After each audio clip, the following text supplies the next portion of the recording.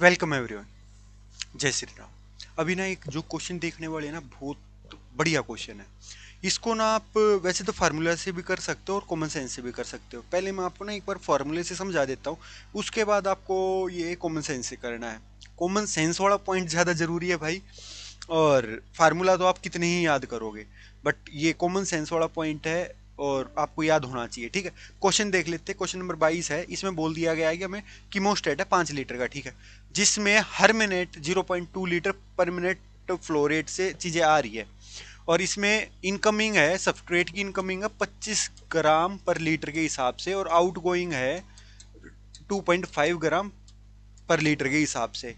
तो इसमें ये बोल दिया गया है कि भैया रेट ऑफ जो सब्सट्रेट कंजम्पशन है उसका वो बता दो भैया, रेट ऑफ कितनी है भैया, रेट कितनी है। सिंपल सी बात है। इवन इसने यूनिट भी दे रखी है, यूनिट से तो ये हमारा कॉमन सेंस में बढ़ाने में हेल्प करेगा। और वैसे हम देखते हैं कि क्या होता है भैया, रेट, कोई भी चीज़ की रेट क्या होती है भैया, कितना चीज़ हुई वो और कितने टाइम में हुई, टोटल कितना काम और टोटल वर्क मान लिया और टाइम, ये होता है किसी भी चीज़ का रेट।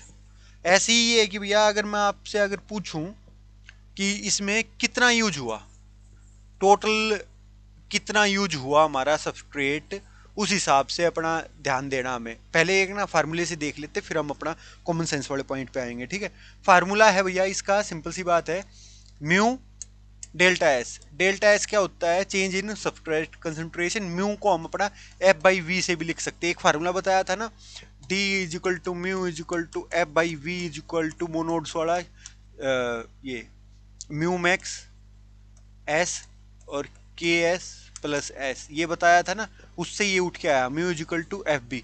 ठीक है, और यहाँ पे सब चेंज इन सबस्ट्रेट कंसंट्रेशन कितना होगा, इनिशियल ये थी, आउट गोइंग इनपुट में ये था, आउटपुट में ये था।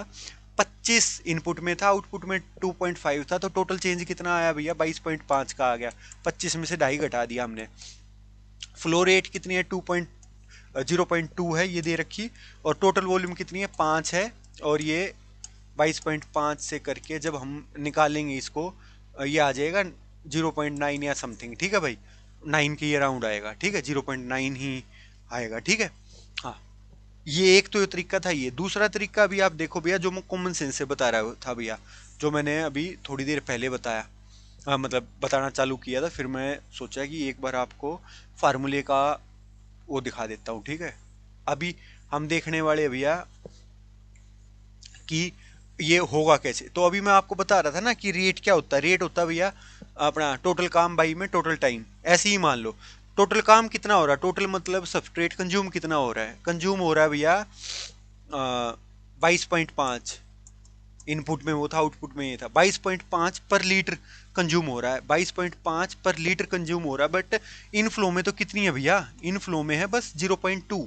0.2 मतलब पर लीटर इतना कंज्यूम होता है, 1 लीटर में इतना कंज्यूम होता है, 0.2 लीटर में कितना कंज्यूम होगा भैया, कर दो भैया, 0.2 में कितना कंज्यूम होगा।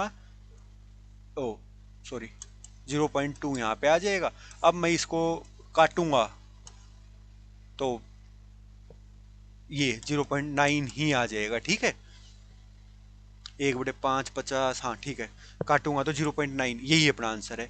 अब एक तरीका ये भी है भाई, अब एक तरीका मैं ये बोलना चाह रहा हूँ, तीसरा तरीका मान लो या दूसरे का ही एक्सटेंशन मान लो, वो ये है कि अगर आपको ये यूनिट दिख रही है ना भैया, यूनिट के हिसाब से अपने क्वेश्चन को चेंज करना स्टार्ट कर दो।